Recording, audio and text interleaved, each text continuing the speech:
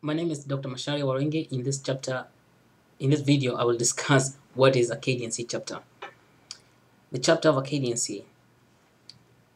Chapter membership.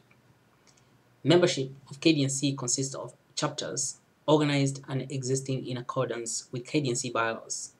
When a chapter is admitted to membership in KDNC, it is required to adopt as its constitution the standard KDNC constitution. The standard chapter constitution and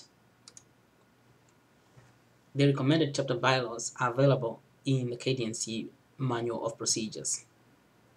KDNC Pillars of Operation. KDNC has got 3 pillars of operation.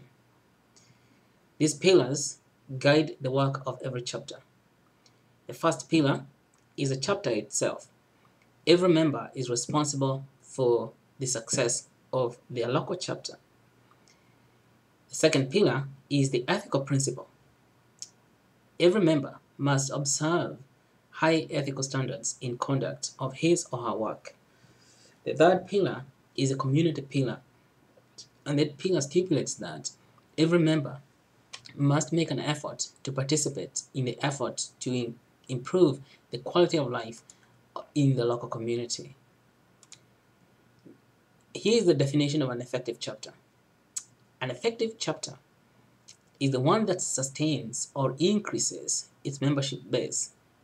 An effective chapter implements successful entrepreneurial ventures and that meet the needs of the local community.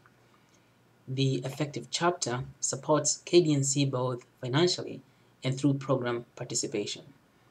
And effective chapter develops leaders from within who are capable of serving in KDNC beyond the chapter level. The chapter board of directors and officers. The board of directors is the governing board of the chapter. The board is constituted as set forth in the chapter bylaws. The board is expected to meet at least once a month.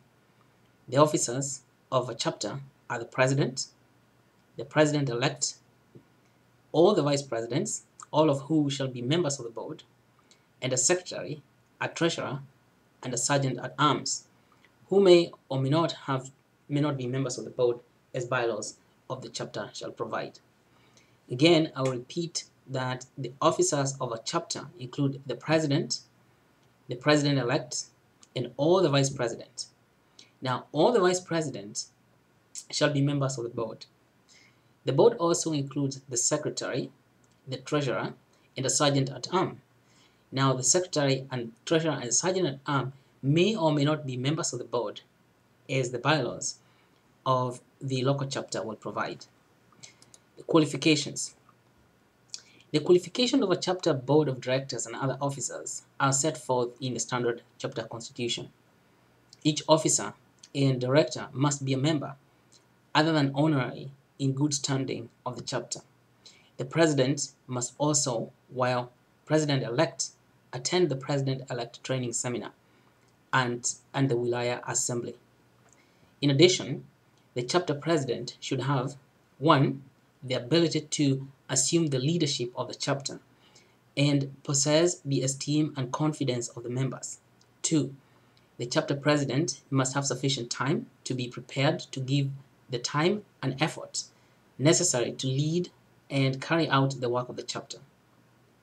And 3. The chapter president must have served in the chapter as a board member, a member of one or more of the major committees, or a chapter secretary. The chapter president must have attended one or more conferences and conventions. The chapter president must have a working knowledge of the chapter constitution and bylaws. The duties of the chapter's board of directors and officers are set forth in the bylaws of each chapter. The president's duties. The president's duties will include preside at the meetings of the chapter, ensure that each meeting is carefully planned, opening and adjourning on time, preside regular meetings at least once a month of the board of directors, appoint chapter committee chairs and members who are qualified for the jobs assigned, ensure that each committee has definite objectives and it's functioning consistently. The president must also attend the Wilaya conference, must cooperate with the governor in various chapter and Wilaya KDNC matters, and ensure that all correspondence is handled promptly. The president must ensure that a comprehensive training program is implemented by the chapter and appoint chapter trainers to carry out training if needed.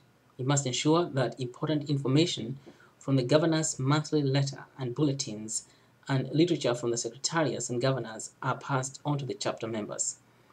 The president must submit in June a comprehensive report to the chapter on the status of its finances and the extent to which the chapter has achieved its objectives for the year. The chapter president must work cooperatively with the president-elect before leaving office to ensure the smooth transition of authority, including the transfer of all relevant records, documents, and financial information.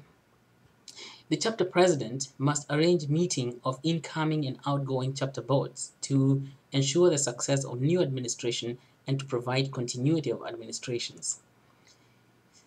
Now, let us discuss briefly about the procedure for selection of chapter board of directors and officers. The selection process for the chapter's board and directors and officers is set forth in each of the chapter's bylaws. The chapter's best interests are served by observing the principle of rotation in office, including membership on the board of directors and chairmanship of committees, as well as the offices of the president and the secretary. Chapters officers should not be encouraged to or expected to hold office for 2 consecutive years.